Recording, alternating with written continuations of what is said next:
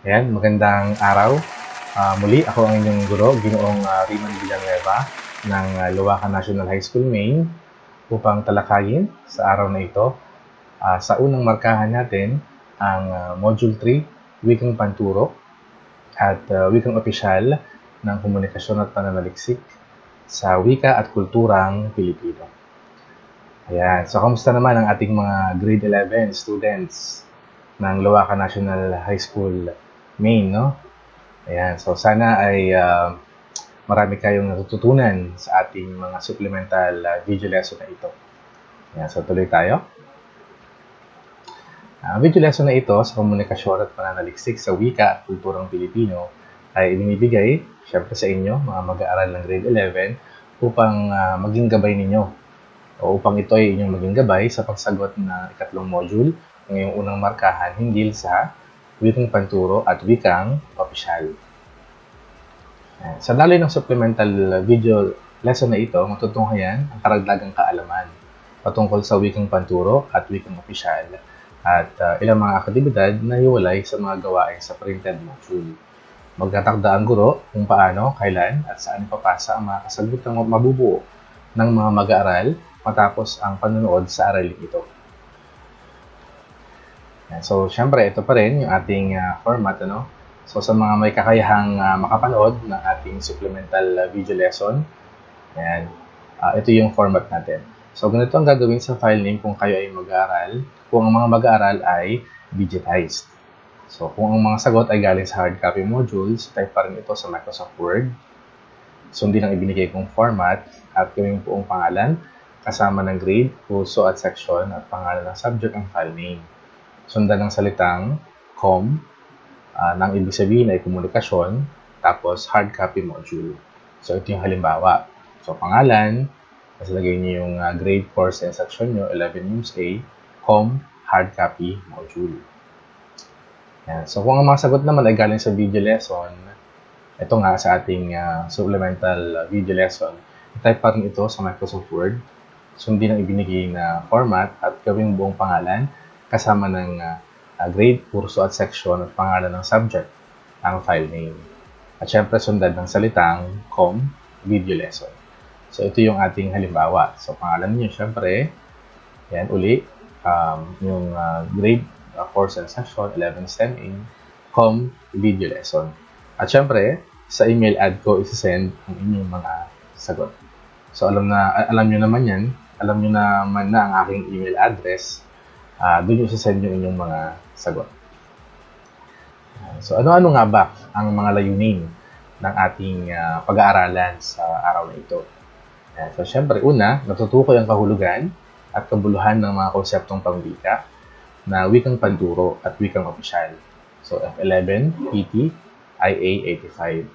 Kalawa, naiuugnay ang mga konseptong pangwika sa mga napakinggan, napanood na sitwasyong pangkomunikasyon sa radyo, talumpati, mga panayam at telebisyon. F11PN IA86. Ikatlo, naiuugnay ang mga konseptong pangwika sa sariling kaalaman, pananaw, at mga karanasan. F11PD IB86. So nariyan, nakikita natin ang mga layunin na nais nating maabot para sa diskusyon ng ating aralin sa araw na ito. So, ang pamagat, syempre, ng ating aralin ng Module 3 ay wikang panturo at wikang opisyal. So, syempre, simulan muna natin ito sa isang maikling aktibidad. So, sagutin ang mga sumusunod na katanungan bilang bahagi ng pagsisimula ng diskusyon. So, meron tayong tatlo. So, una, ano ang iyong unang naiisip? O ano ang unang mga description na pumapasok sa iyong isipan kapag narinig na basa ang salitang wikang panturo? Kalawa, ano naman ang iyong unang naiisip kapag narinig na basa ang salitang wikang opisyal? So, parehong ipaliwanag. Ikatlo, sa iyong palagay, sa kalagayan ng ating wika sa kasalukuyan, wikang Filipino, syempre, masasabi mo bang kung ano ang ating wikang panturo, iyon din ang ating wikang opisyal? So, pareho rin ba kung ano ang ating wikang panturo sa kasalukuyan sa mga paaralan, Yun din ba ang ating wikang opisyal? Kung oo, kung hindi, yan, ipaliwanag kung bakit. Yan, sige, so tuloy tayo.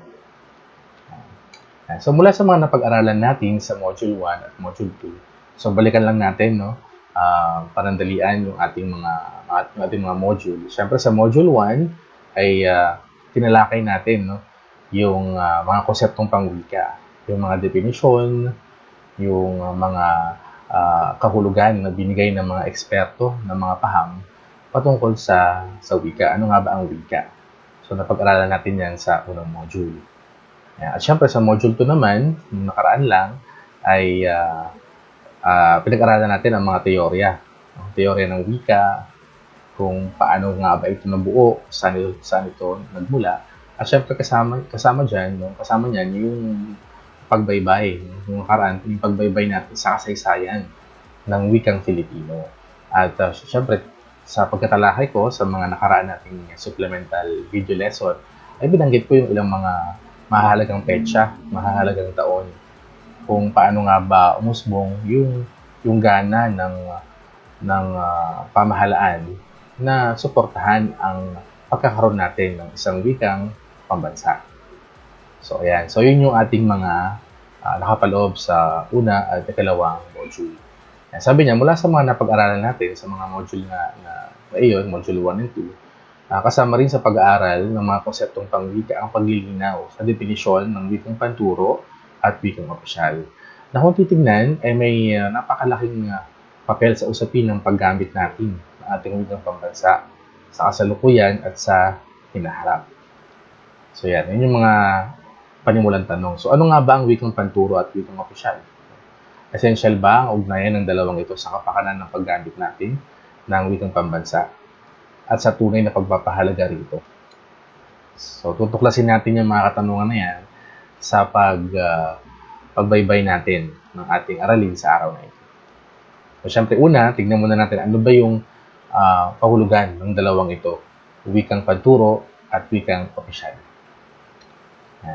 So, wikang panturo, ito ang wikang gamit sa mga paaralan kung paano makatamo ng mga mag-aaral ang leksyong dapat matutunan.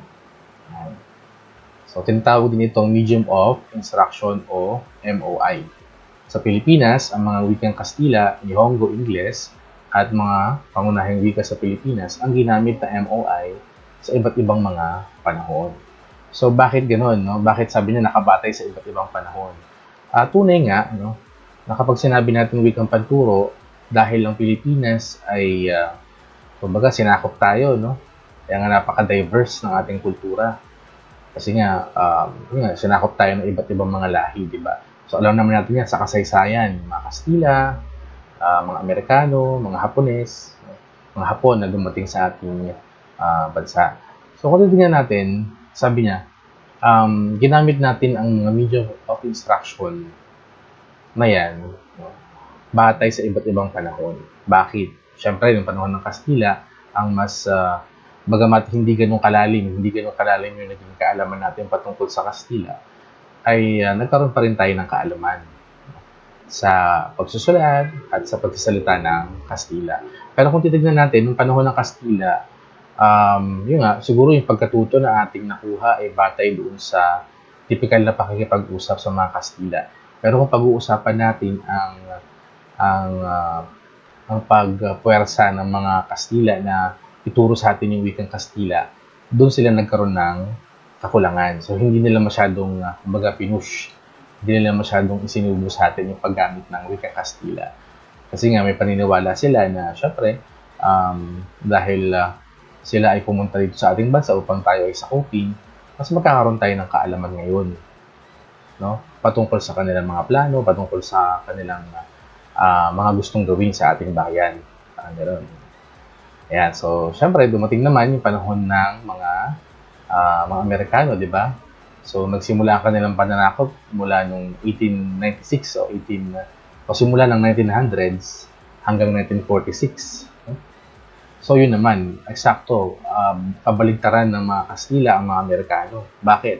So sa halip na kanilang sa halip na hindi nila ituro ang kanilang kultura, no? ibinigay, no? Kumbaga, lalong isinuwalat, kumbaga, ibinigay ng mga Amerikano ang ipinakita ng mga Amerikano ang kanilang kultura, ang kanilang politika, ang kanilang sistemang pang-edukasyon sa ating mga Pilipino. So kung ano yung pinagkait ng mga Kastila, yun naman ang ibinigay ng mga Amerikano. So syempre, lantarang pagtuturo ng wikang Ingles, no? Pinag-aral ang mga Pilipino, at talagang ibigay lahat ng mga asignatura patungkol sa Ingles. Okay, tuloy tayo. Sa mga ginamit na MOI o Medium of Instruction, napakalaki ng impluwensya ng wikang Ingles. Lubhang dinakila ng mga Pilipino ang paggamit ng naturang wika sa dahilan na rin nagdulsod ng hanap buhay o ikabubuhay ang paggamit ng wikang Ingles. So, syempre, yun nga, no? Kapag yung mga panahon na yan, tinuro sa atin ng mga Amerikano yung wikang Ingles, kaya hanggang ngayon ay nayayakap natin.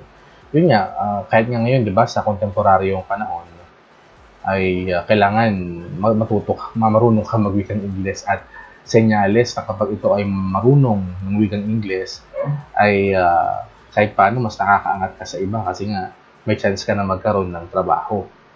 Kasi nga marunong kang mag-Ingles. Ay sabi niya, gayunpaman, ang paggamit ng wikang banyaga bilang MOI ay sinasabing hindi ganap na nagiging epektibo. So, hindi ganap na epektibo. Hindi di umano magpapahayag ng isang tao ang sariling talino o karunungan kung hindi unang wika ang kanyang gamit. So, yun ang problema lang, no? Kung yun ang lumalabas sa problema, kung ang gagamitin nating medium of instruction ay isang wikang banyaga. Siyempre, magkakaroon ng limitasyon sa kung paano natin ipapahayag ang ating mga naiisip, no? Lalo na sa mga pananaliksik na ating gagawin, di ba? Kaya nga minsan, madalas sa mga gumagawa ng research, di ba? Yun talaga yung nagiging hindrance, yun talaga yung nagiging sagka, yung paggamit ng wikang Ingles bilang yun yung susulatin, yun yung kailangan na sa ganung format dapat magsulat ang isang mananaliksik, na somehow ay nahihirapan ang mga mag-aaral o ang mga mananaliksik sa ganung estilo. Okay? Yan. So di nga ba't pinatunayan ito ng pag-aaral na isinagawa ng Komisyong Monroe. So sa kasaysayan, magbalik tanaw tayo sa kasaysayan. Ano nga ba ang Komisyong Monroe, no? So ayon sa definisyon, ang Komisyong Monroe ay sinagawa sa Pilipinas noong 1925, kung saan isa sa mga hangarin nito ay mailhad ang pagiging epektibo ng edukasyon sa Pilipinas noong sakop tayo ng Amerika. So dito, kumbaga sa Komisyong Monroe, pinapakita na ginawa ang komisyong ito upang masukat ano na ba yung antas, ano na ba yung naaabot ng mga Pilipino sa larangan ng edukasyon. At syempre, knowing na yan nga, sa pagtatansya na ito nga ay 1925, ibig sabihin, nasa halos 20 taon na ang lumipas bago nila gawin, no, bago nila gawin ang obserbasyong ito na Komisyong Monroe. Ayan. So, pinamunuan nito ni Paul Monroe kasama ang 23 profesional na kalakhan ng miyembro ay mga Amerikano. Lumabas sa komisyong ito na sa kabila ng 24 na taong implementasyon ng edukasyong Amerikano sa ating bansa, ay nanatili pa rin atrasado ang kaalaman ng mga Pilipino sa pag-unawa, pagbasa, at pagsasalita ng Ingles. So, may kulang pa rin, no? Kahit nasabihin natin 24 na taon na silang nanatili sa ating bayan, ay hindi pa rin ganoon na naging eficiente or effective yung kanilang pagtuturo ng Ingles sa mga Pilipino. Sa kasalukuyan, kinikilala ang paggamit ng unang wika o mother tongue bilang MOI mula kindergarten hanggang grade 3 o baitang 3, baitang 3. Tinatawag itong Mother Tongue-Based Multilingual Education o MTBMLE. So, ano bang sinasabi ng MTBMLE? Siyempre, kasabay niyan yung implementasyon, no? Ito nga, itong Child Memorandum 2013 na pagbaba ng Filipino sa senior high school. At syempre, siya namang pagtanggal ng Filipino sa sa kolehiyo. Yun nga, ang naging kalakaran, ang nangyari sa MTBMLE na ito ay simula kindergarten nga ay mas ang gagamitin ay yung unang wika o yung mother tongue language ng community na yon na upang turuan ng mga batang maliliit mula kindergarten nga hanggang grade 3. So kung halimbawa sa isang lugar ay sa isang lugar ay halimbawa sa Iloilo for example, no, sa isang lugar na maraming mga batang Ilonggo, no. So ang gagamitin na doon ay Ilonggo ang kanilang unang wika na gagamitin sa pagtuturo sa kindergarten hanggang grade 3. Sabi niya, ang pagkilos na ito ay bunga ng isang pananaliksik. So, paano ba nabuo ang MTBMLE? So, ang pagkilos na ito ay bunga ng isang pananaliksik na isinagawa ng mag-asawang Decker patuwang ang dating komisyoner ng Komisyon sa Wikang Filipino ang lingwista na si Dr. Ricardo Maria Duran F. Nolasco sa Lubuagan, Kalinga. So, sa pag-aaral na ito, no, bilang pagbubuod, no, sa pag-aaral na ito ay nilahad ng mga mag-aaral at guro na higit sila nakakapagpahayag at nakakaunawaan kung ang unang wika ang gagamitin. So, lumabas din dyan sa pag-aaral na yan, kaya na-i-implement o kaya natuloy ang MTBMLE, lumabas sa pag-aaral na yan yung eksaminasyon. No? Kinumpara yung eksaminasyon ng mga bata noon na wala pang MTBMLE at ngayon na nagkaroon ng MTBMLE, lumalabas na mas mataas, no, yung grado ng mga bata na nakukuha nila sa kanilang eksaminasyon kapag unang wika ang kanilang ginagamit bilang medium of instruction sa kanilang pagsisimula sa pag-aaral. Yan. Yan. So, nakita na natin ang kahulugan ng wikang panturo. Ngayon, tuloy naman tayo sa wikang opisyal. Nakapaloob sa konstitusyon ng 1987. So, syempre, karagdagang kaalaman, ang ginagamit nating konstitusyon ngayon ay nakadraft o nakabatay sa borodor pa syempre noong konstitusyon ng 1987. So hanggang ngayon, no, ay ginagamit natin ito. Sabi niya, nakapaloob sa konstitusyon ng 1987, Artikulo 14, no? Ayan. Section 6, ang wikang pambansa ng Pilipinas ay Filipino. Samantalang nililinang, ito ay dapat payabungin at pagyamanin pa salig sa umiiral na wika sa Pilipinas at sa iba pang mga wika. So, ano doon yung mga word, no? Payabungin at pagyamanin. Alinsunod sa nakatadahanan ng batas at sang-ayon sa nararapat na maaaring ipasya ng Kongreso, dapat magsagawa ng hakbangin ng pamahalaan upang ibungsod at puspusang itaguyod ang paggamit ng wikang Filipino bilang medium ng opisyal na komunikasyon at bilang wika ng pagtuturo sa sistema pang-edukasyon. So napakalinaw, no, dahil kinilala ng ating bansa, ng ating wikang pambansa ay Filipino, ay kita natin kung papaano na nakasaad sa Section 6 ng ating konstitusyon na dapat pagyamanin pa, na dapat payabungin pa ang wikang Filipino. At dapat, no, kumbaga, suportado ng mga sangay ng ating pamahalaan, kagaya ng Kongreso, ang pagsasagawa ng mga hakbangin para lalo pang itaguyod ang paggamit ng ating wikang pambansa na wikang Filipino. So, kita natin, sa ligang batas natin, yan ang nakasaad. Bagamat sa mga talumpati ng kasalukuyang Pangulo ay ginagamit ang Filipino, madalang naman ang mga korespondensiyang nasa wikang sarili. Ano ibig sabihin niyan? Kung oobserbahan natin, may mga presidente tayo na talagang gumamit din ng wikang Filipino sa kanilang mga SONA, sa kanilang mga talumpati.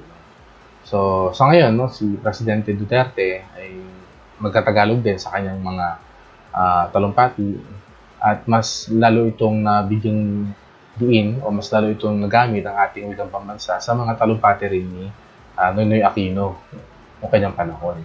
Ngayon, kumbaga sa ganung punto, walang problema doon, okay yun. Yung nga lang, sinasabi dito, madalang naman ang mga korespondensiyang nasa wikang sarili. Ano ibig sabihin yan? Yung mga balitaktakan, yung mga pinag-uusapan, halimbawa, may mga press conference, di ba, na ginagawa sa kasalukuyan. marami tayong mga spokesperson ng Pangulo na talagang kapag may mga interview sila, ay English ang kanilang mga paliwanag sa mga isyung tinatalakay patungkol sa lipunan. No? Ayun. So, yun yung sinasabi dyan. Ano pa? Meron pa rin tayong mga ganyang kaso kung saan ay nakakalimutan pa rin ang pagsasalita at paggamit ng Filipino. Halimbawa, sa Kongreso, no? Sa pag-deliberate ng budget or may isang particular na issue pinag-uusapan, madalas, ang ginagamit din ng ating mga leader sa Kongreso ay English pa rin naman. Kaya nga hindi pa rin ito nakakasapat, no? Nakakapagbigay ng sapat na impormasyon tuloy sa mga sang Pilipino kasi hindi naman yan talaga agad mauunawaan ng simpleng Pilipino.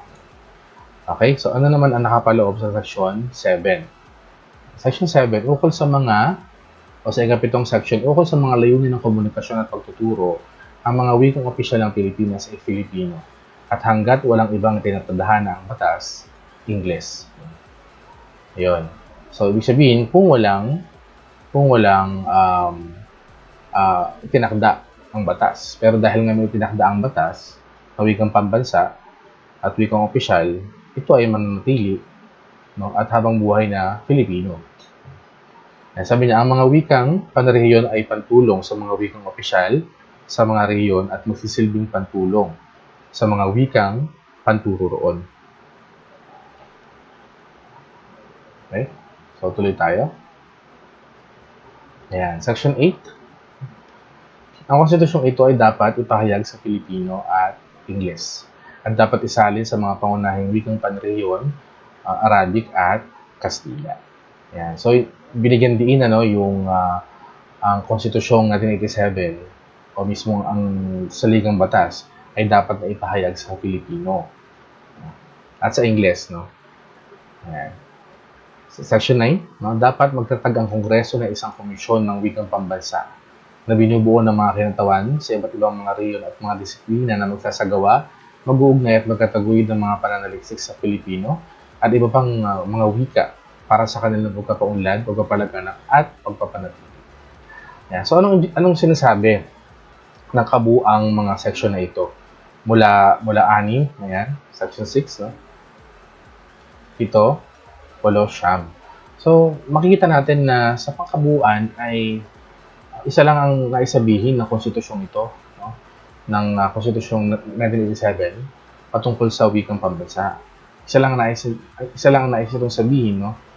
Nais lang itong sabihin na dapat ay patuloy na paunlarin at palakasin, no, ang paggamit natin ng ating wikang pambansa at magkaroon ng mga pananaliksik, ng pagtataguyod ng mga programa para tuluyang may palaganap at may panatili ang paggamit ng wikang Filipino. Kaya nga 'di ba, kaya ang tanong sa nakaraan ninyong takdang aralin, tama, sa ating video lesson, module 2, 'di ba? Ipinasaliksik ko kung ano ang CHED Memorandum number 20 series of 2013. So ito ay nagsasaad at pagtanggal nga ng Filipino sa kolehiyo. Ngayon, kung titignan natin, ibig sabihin ay nagkokontrahan ang sinasabi ng saligang batas at syempre yung ginawa ng CHED na pagtanggal ng Filipino sa kolehiyo, na kung talagang nais ng konstitusyon na ibandila ang paggamit ng wikang Filipino, bakit naman ito aalisin sa kolehiyo sa pamamagitan ng CHED Memorandum number 20? So yun yung mga katanungan na dapat nating linawin. Okay, so tuloy tayo. Yan. Nakalulungkot na habang umaasam ang mga guro sa Pilipino sa akademya na matiyak ang paggamit sa Filipino sa mga transaksyong opisyal ng gobyerno, sa Komisyon sa Lalong Mataas na Edukasyon o Commission on Higher Education o CHED pa matutuklasang napakadalang kung ito ay gamitin at kung gamitin man ay sa tiyak ng mga Filipino ang signatura lamang. Pinatunayan nito ng kawalan ng anumang CHED Memorandum Order na susulat o binigyang salin sa Filipino. Yan. Okay, so ngayon, tuloy tayo. Ating pangalawang aktibidad, pangalawa at panghuli. So, panoorin ang video clip na aking inihanda hinggil sa wikang pantuka at wikang opisyal At pagkatapos ay naghanda ako ng 4 na katanungan lamang na inyong sasagutin para sa video lesson na ito. So, panoorin natin.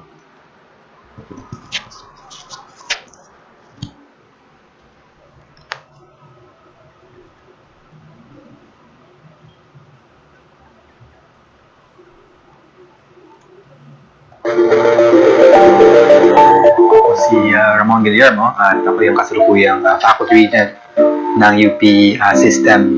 Kasalukuyan, nasa Center for International Studies ako dito sa may Pabahon Annex.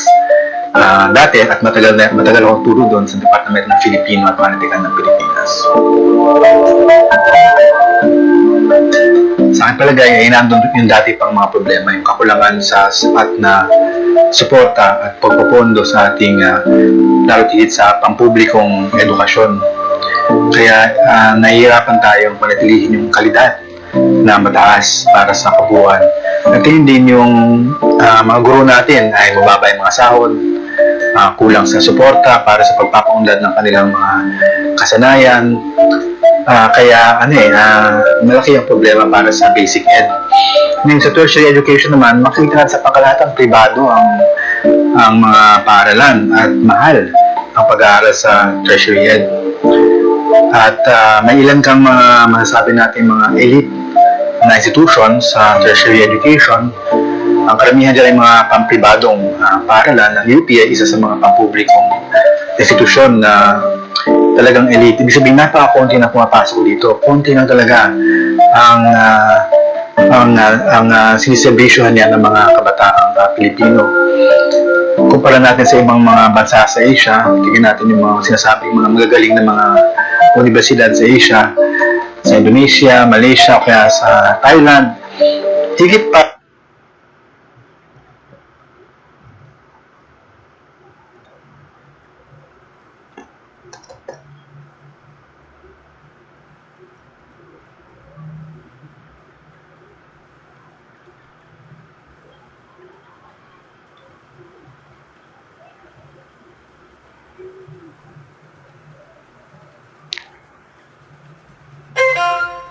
mga magagaling na mga universidad sa Asia, sa Indonesia, Malaysia, kaya sa Thailand, higit pa sa isa o tatlo ang mga universidad na pampubliko na may tuturing na talagang mataas yung kalidad. Dito sa Pilipinas, kaisa-isa lamang ang Universidad ng Pilipinas. At yung isa pang kinalalabasan nito ay talagang nakita mo rin yung tuon na pang-export ang malaking bahagi ng ating mga nakapag-aral. Lalo sa kolehiyo siguro na ang talagang tuon ay ma-export bilang manggagawa o bilang mga profesional ang mga Pilipino. Siyempre, ang pinakatampok na dapat natin tingnan dito ay yun nga yung wika, no? Sabihin yung isang katangian talaga ng export-oriented na edukasyon sa Pilipinas.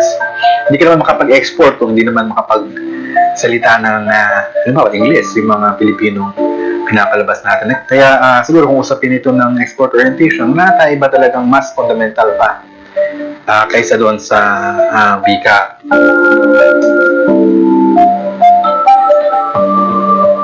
Ang direktang epekto niyan ay talagang mapapahina ang Filipino o ang paggamit ng Filipino sa mga pamantasan.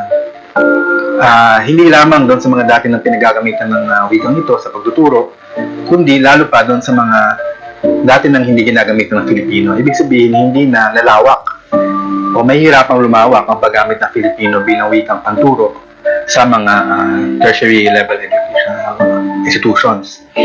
Maliban pa dyan ay dahil na hindi na ituturo ang Filipino at sa kapanitikan sa mga universidad, ang mangyayari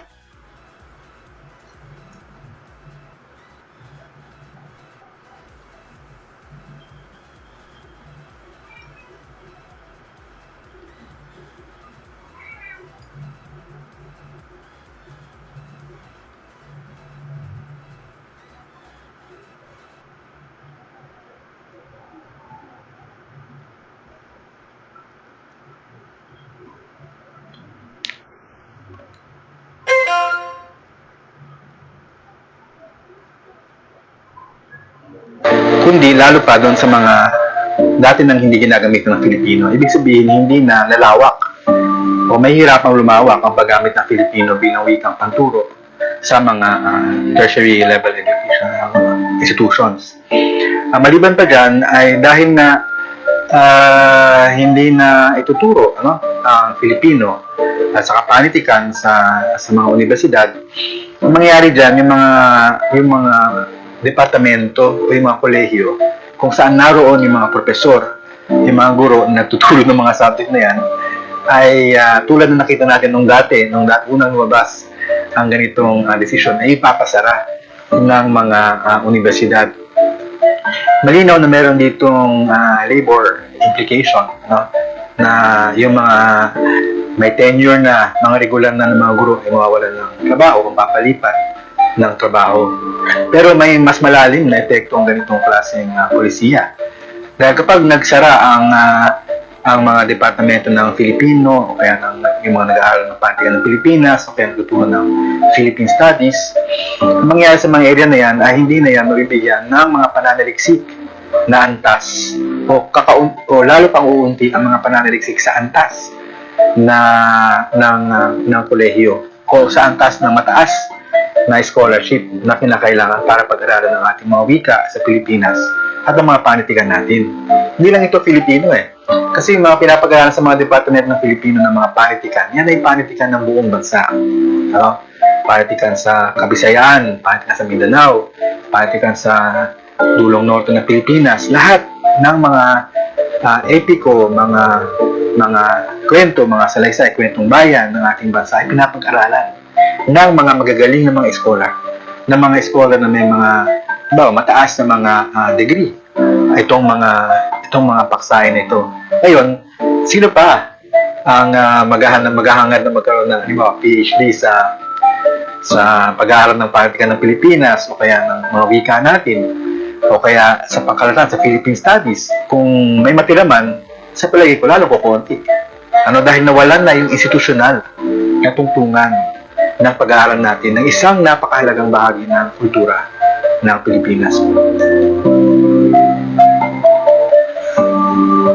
Siyempre naroon yung usapin nga ng pagpapahalaga doon sa ating kultura bilang isang bansa na ito yung masasabi nating naiiba o original sa ating pagka-Pilipino, pagka-bansa.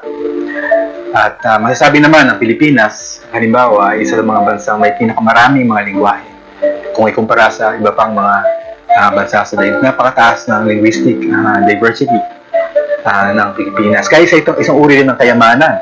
Ito, yung wika, yung mga panitikan natin. Wala namang talaga mag-aaral ng mga musika ng Pilipinas. Diba? Kasi hindi naman talaga pagkakakitaan yan Mga hulugan ba yan na hindi na mahalaga ang etnomusikolohiya? O kaya, bagamat sikat ngayon ng arkeolohiya, hindi naman talaga mapagkakitaan ng pagiging archaeologist sa Pilipinas. Ibig sabihin ba yan? Hayaan na lang natin na mawala ang mga pag-aaral sa mga larangan na yan o kaya sa pag-aaral ng mga kultura, ng mga lumad sa Pilipinas at ng iba pang mga mamamayan natin. Pati kasaysayan at iba pang mga sinasabing hindi naman talaga direct ng mapagkakakitaan. Kaya nga nariyan ang Estadong Pilipino. Nariyan ang Estadong Pilipino para yung mamayang Pilipino ay magkaroon ng kaalaman tungkol sa kasaysayan ng ating bansa, ng ating kultura, ng ating nakaraan at ng ating hinaharap. Kung kita lang ang pag-uusapan dito, edi pag-aralan natin lahat ang mga pagkakakitaan at wala nang usapin na magiging isang bansa.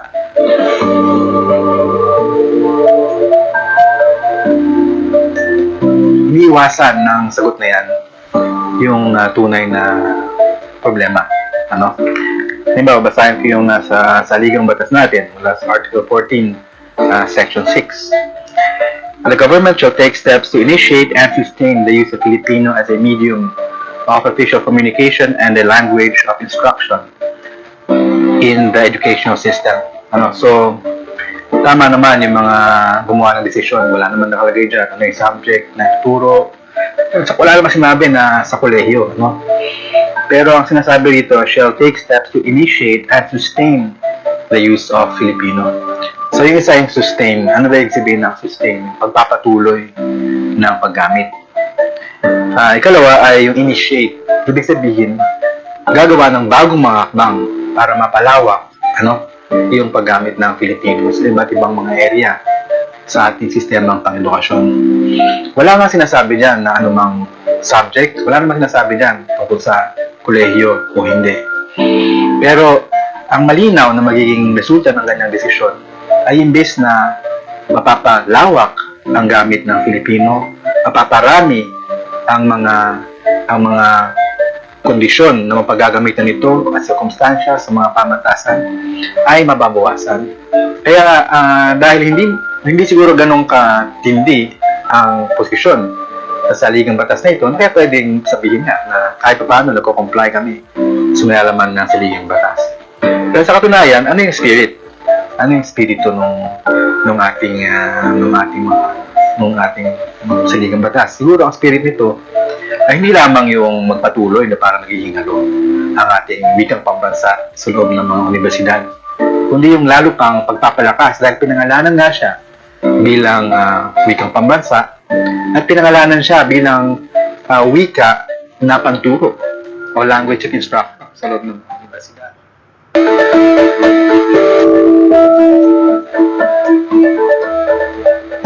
Kung globalisasyon, hindi siguro kompetisyon.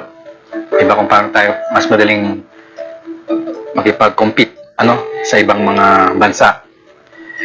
Ngayon, tingnan natin ang ibang mga bansa hindi lamang sa Timog Silangang Asya, kundi pati sa kabuuang Asya. Tanungin natin, doon sa elementary ba nila, ang ginagamit ba nila ang wikang panturo ay Ingles? Sa Indonesia, Malaysia, Thailand. Kahit punta pa tayo sa East Asia, sa Korea, o kaya sa Japan. Kaya hindi pa, kahit sa Europa, tingnan ninyo, kung ginagamit ba nila sa kanilang basic education ang Ingles bilang wikang panturo? Malinaw na hindi. Sa mga at hindi nagbabago ang ganyang sitwasyon. Ang nagbabago ngayon sa mga bansang ito, dulot nga ng paglitaw, lalo pang paglaganap ng Ingles bilang wikang international, ay naagahan ng nila yung taon na nagsimulang mag-aral ang mga bata ng wikang Ingles bilang wikang banyaga. Hindi sila nagkaka-ilusyon kahit kailanman na hindi ito isang wikang banyaga. Kaya ang kinakailangan nilang gamitin sa kanilang mga sistema pang-edukasyon ay yung wika nila para maintindihan ng mga bata kung ano yung discuss.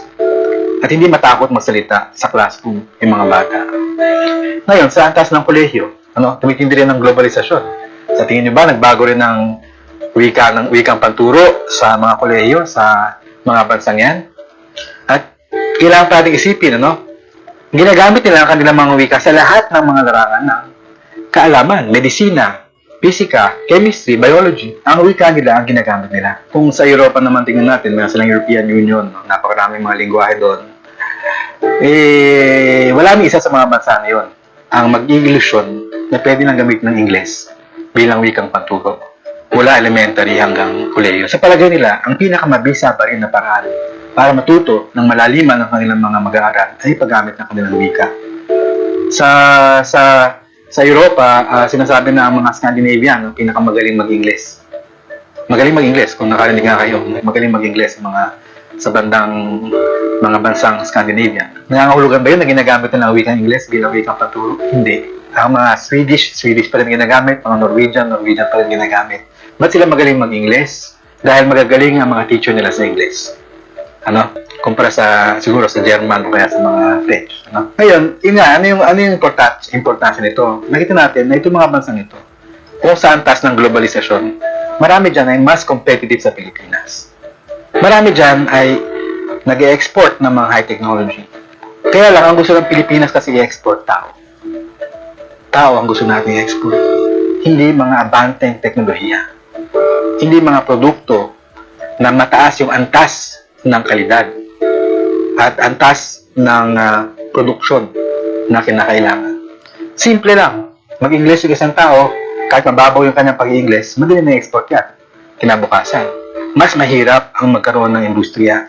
Mas mahirap ang magpalalim sa mga iba't ibang area ng kaalaman. Kaya ito ay parang ano ba talaga pinag-uusapan natin pag globalisasyon, pag competition. Kapag tayo ba'y nag-i-Ingles, saan natin gusto mag-compete? Yun lang naman eh. Gusto lang natin mag-compete sa pag-export ng tao. Pero yun ba ang ating dapat na kinabukasan bilang bansa? Taga-benta lamang ng tao?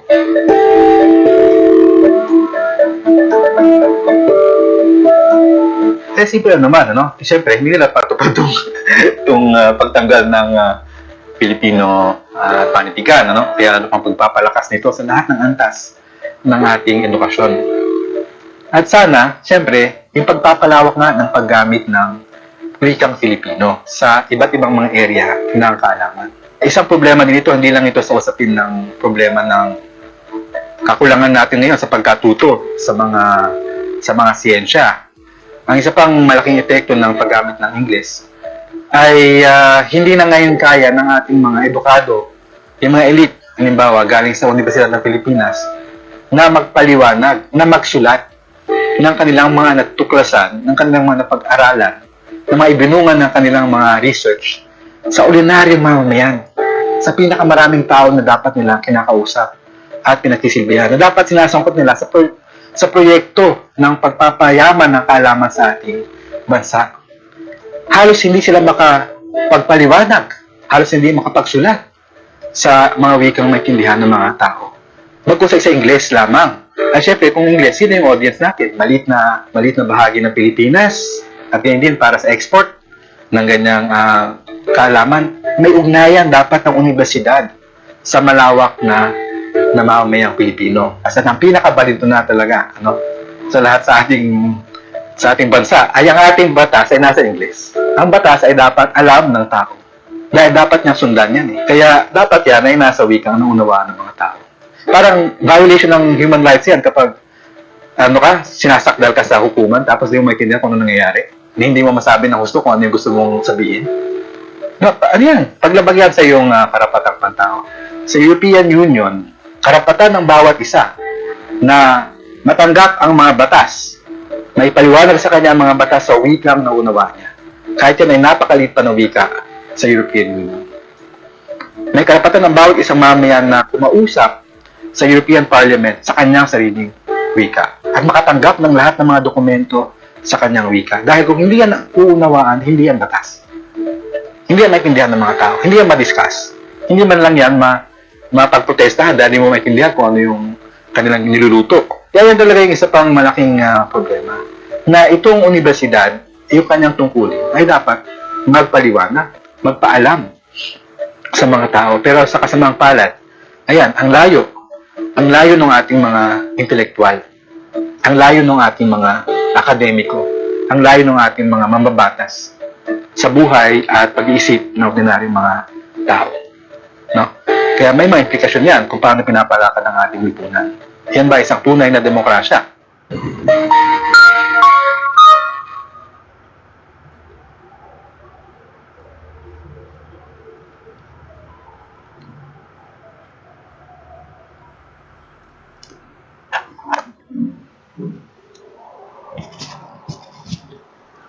Yan. Balik tayo.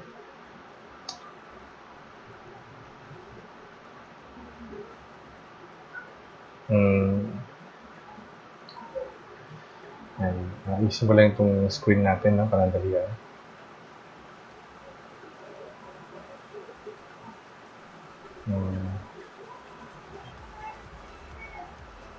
Yan. So, napanood natin ang video, no? Mula kay Dr. Ramon Guillermo ng Universidad ng Pilipinas. So, yan. Dati ay guro ko si Dr. Ramon Guillermo sa Universidad ng Pilipinas nung ako ay nasa kolehiyo. So, mula sa kanyang mga konsepto, mga pananaw kanina na dinetalye sa video ay narito naman ang aking mga katanungan. Yan. So, mula sa panayam kay Dr. Ramon Guillermo ng Universidad ng Pilipinas, sagutin ang mga sumusunod na katanungan. So, una, ano ang opinion mo sa konsepto ng globalisasyon at ugnay nito sa paggamit natin ng wikang Filipino bilang wikang panturo? Kalawa, Naranasan mo na bang hindi makasagot sa klase sapagkat ang kinakailangan o ang kinailangan mong wika sa pagpahayag ng iyong ideya ay nasa wikang Ingles dapat? Sa anong subject mo yun nangyari? Ano ang naramdaman mo? Sa iyong palagay, mas magiging matagumpay kaya ang pag-unawa mo at ng kapwa mo mag-aaral sa mga subject gaya ng math, science, social studies, literature at iba pa kung ang gagamitin wika sa pagtuturo ay wikang Filipino? Ipaliwanag. At syempre, ah, bilang panghuli, ika-4, sang-ayon ka ba na sa forma ng edukasyon natin sa kasalukuyan ay tao ang nais nitong i-export? Halimbawa, pagka-graduate ay agad na nais ng ibang bansa. Dahilan ba ito kung bakit lumalabas na mas hinikayat ang paggamit ng wikang Ingles kaysa wikang Filipino bilang wikang panturo sa mga paaralan? Ayan. So, meron tayong 4 na katanungan. Ano? Ayan. So, sana ay maaari niyong balikan, no? Maaari niyong balikan ang video upang makatulong sa inyo para sagutin ang 4 na katanungan na ito. Ayan. Okay? So, maraming salamat sa panonood. Ang kasunod na video lesson ay gabay sa pagsagot naman ng Module 4, ngayong unang markahan sa komunikasyon at pananaliksik sa wika at kulturang Pilipino. So, pakihintay na lamang syempre ang aking anunsyo para sa video na ito. Ayan, so sana ay nakatulong sa inyo ang diskusyon natin patungkol sa wikang panturo at wikang opisyal sa araw na ito. Sana ay kahit paano, madagdagan ang inyong kaalaman patungkol sa kalagayan at estado ng ating wikang pambansa sa kasalukuyan. At syempre, bilang nasa senior high school ay maunawaan kung ano yung nangyayaring problema na kinahaharap ng ating wikang pambansa. Dahil pagdating sa kolehiyo, yun nga, sabi nga kanina, di ba, ay somehow siguro mamimiss niyo ang Filipino dahil tinanggal na nga ang Filipino sa kolehiyo. So, ayan. So, pakisagutan yung 4 na tanong na yon at syempre, yan, i-anunsyo ko kung kailan nyo ipapasa ang mga kasagutan na yun. So, maraming salamat. Hanggang sa muli nating video lesson.